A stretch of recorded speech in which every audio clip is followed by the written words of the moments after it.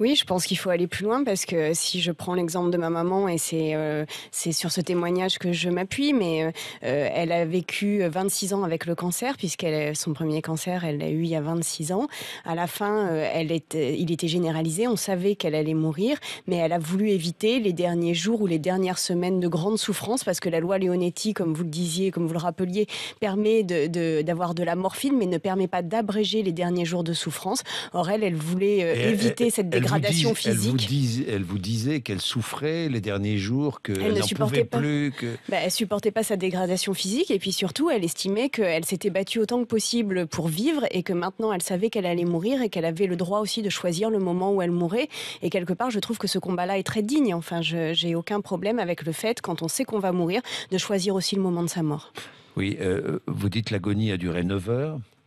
Oui, alors ça a été 9 heures interminables. Elle était totalement consciente. Non, elle a été inconsciente pendant une partie des 9 heures, mais elle a été consciente pendant une autre partie des 9 heures ou semi-consciente.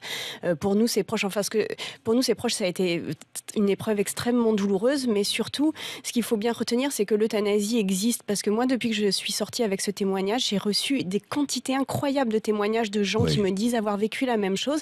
Ça existe, mais c'est au domicile, c'est sans assistance médicale, c'est sans les gestes qui peuvent apaiser, et c'est très, très traumatisant pour les Oui, votre familles. maman était chez elle et Dans sa chambre. dans sa chambre, et elle a mis fin à ses jours. Elle a mis fin à ses jours en avalant les cachets qu'elle avait sous la main et nous, on a pu être que témoins puisqu'elle nous a laissé le message de ne pas l'emmener à l'hôpital.